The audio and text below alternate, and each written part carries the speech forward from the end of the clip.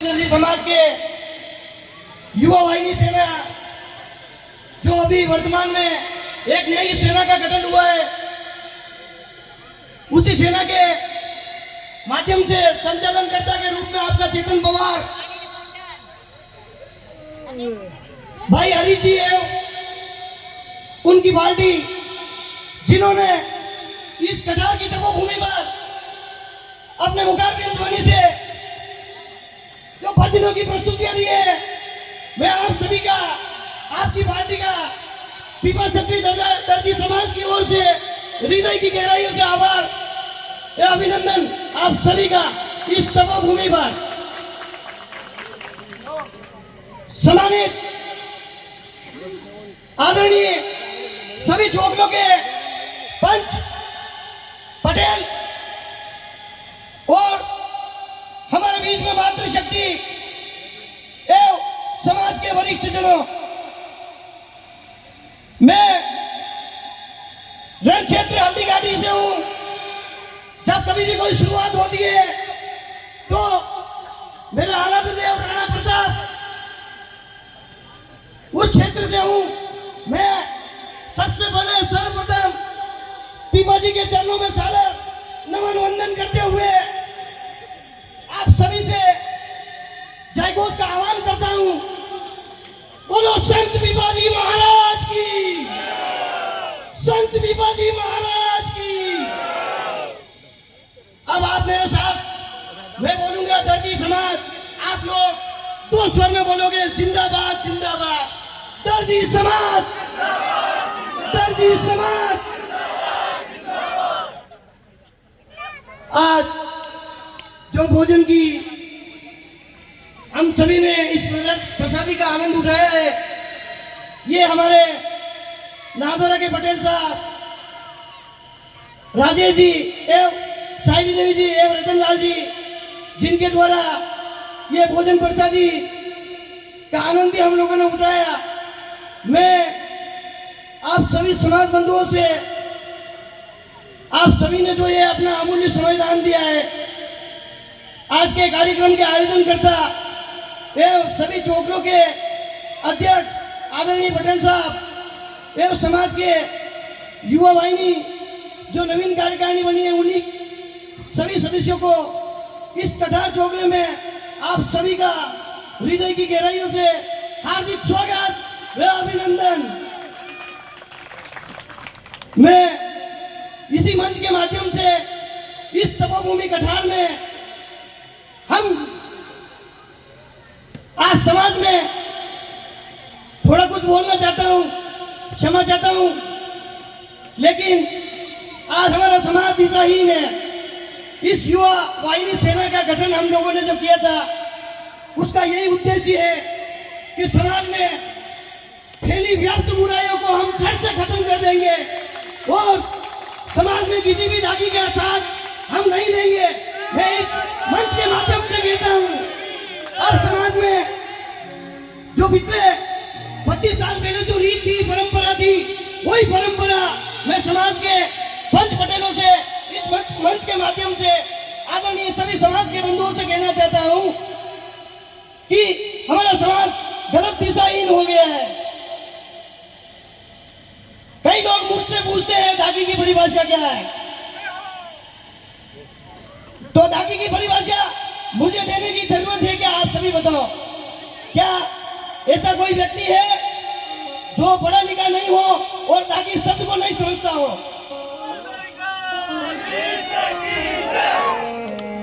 मैं ज्यादा कुछ नहीं बोल के इस सेना का जो उद्देश्य था, उस सेना का गठन करा है, समाज में फैली व्याप्त बुराइयों को, और जो ये दागी शब्द है आए दिन हमारे समाज में एक कैंसर का रूप ले रहा है, जड़ से खत्म करना होगा, तभी जाके हमारा समाज सशक्त व मजबूत होगा।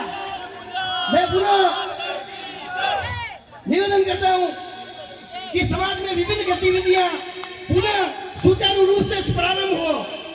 समाज में आज सीनियर सेकेंडरी क्लास के बच्चे, प्रतिभावान बच्चे जो उत्तीर्ण हुए हैं, समाज उनके लिए जो अभी तक समाज में कुछ कुरीतियां चल रही है, आटा साटा,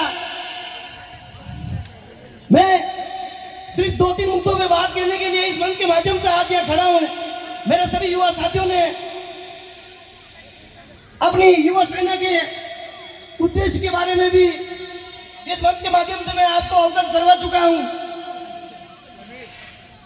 सभी चौकलों के पंच पटेल, आदरणीय समाज बंधु एवं मातृशक्ति, मैं अगर कुछ समाज में जो ये बुराइयां फैली हुई है उसके बारे में बड़ा चिंतनीय रहता हूं। वैसे हर क्षेत्र में कार्य करता हूं, लेकिन समाज में कभी उठना बैठना नहीं था। मैं इसलिए नहीं चाहता था कि चंद दागियों को वहां पे इकलाई ऊपर में ओढ़ाकर तवज्जो दी जाती थी, और घर में मुझे तो उस मेवाड़ की वीर तरह इस तपोभूमि से हम राणा प्रताप के रण क्षेत्र हल्दीघाटी, और ये वो तपोभूमि है, ये कठार, जो आज की तारीख में एक पर्यटक एरिया के रूप में जाना जाता है। मेवाड़ उस समय भी राणा प्रताप मात्र अकेले थे। लगभग सभी राजा महाराजाओं ने अकबर की आधीनता स्वीकार कर ली थी। जिस जगह अपन बैठे हुए हैं, ये मंदिर, ये श्रीनाथ जी का मंदिर, मेवाड़ के क्या अभी तो पूरे भारत के जितने भी मंदिर हैं सब राणा प्रताप की देन है। अगर वो नहीं होते तो अकबर के मुगल लगभग सारे हिंदू मंदिरों को ध्वस्त कर चुके थे। आज विश्व में राणा प्रताप का जो डंका गूंज रहा है, ऐसे महापुरुष के इस मेवाड़ धरा पर हम पीपा क्षत्रिय समाज एकत्रित होकर अगर कुछ बुराइयों का जड़ से खात्मा करेंगे तो समाज एक नई दिशा की ओर अग्रसर होगा। समाज के नए उत्थान और विकास स्थापित होंगे। यह तभी संभव है जब हमारा समाज एक युवा वाहिनी सेना थे, एक स्तंभ है, एक आधार है आपका इस दर्जी समाज का। हम लोगों ने ये बीड़ा उठाया है। समाज से अगर कोई गरीब तबके का होगा, समाज में अगर किसी अदर कास्ट में कोई मामला हो गया है, किसी भी तरह से समाज की जाजम पर उस मामले को लाया जाएगा, और समाज में जो व्यक्ति जिसने गलत कार्य किए हैं, चाहे उसका पुत्र हो चाहे उसकी बेटी हो, हम ऐसे समाज में जी रहे हैं। हमें सभी उन गलत लोगों का विरोध करना होगा, तभी हमारे समाज की जो नींव कमजोर हो गई है उसको पुनर्भरण के लिए हम सभी युवाओं को, वरिष्ठ जनों को, माताओं और बहनों को, हम सभी को गलत के खिलाफ मुंह तोड़ आवाज उठानी होगी। एक दर्जी समाज का खौफ होना चाहिए। कल अगर दर्जियों की छोरी कोई ले जाता है, उठा के ले जाता है, तो उसके साथ भी वही खिलवाड़ होना चाहिए। समाज में 2-3 केस अगर ऐसे होंगे, लड़कों में लड़कियों में कोई भेदभाव नहीं होना चाहिए, दोनों पे निगाह बराबर रहनी चाहिए। हिंदू धर्म, अपना हिंदू धर्म के बारे में, सनातन संस्कृति के बारे में परिवार में संस्कार डालने होंगे। अगर कोई गलत दिशा भटक गया है तो उसको ट्रैक पे लाना होगा। अपने बाप दादाओं ने इस सिलाई मशीन से एक विरासत कायम की थी दर्जी समाज। अपन भिन्न भिन्न एरियो में बिखरे हुए हैं, लेकिन अपन सब एक है। आज मैं कुछ गलत बोल रहा हूं तो आप मुझे बीच में टोक सकते हो। क्या अपने समाज में व्याप्त बुराइयां नहीं है क्या? उसको जड़ से खत्म करना चाहिए कि नहीं चाहिए? आप सब लोग गलत के खिलाफ हमेशा रहना। हम दिल चार रहे न रहे तो हम उन कहावतों पे ही नहीं चलना है, सारी चीजों पर खरा उतरना है। मैं एक मैसेज देना चाहता हूँ इस मातृशक्ति को, अन्यथा ना लेना। इंस्टाग्राम के अंदर जो तुम रीलें बनाते हो बड़ा ही बेकार लगता है। रील बनानी है तो हिंदू देवी देवताओं से संबंधित भगवान शेरनी बनकर इंस्टाग्राम पर रील बनाई जाए।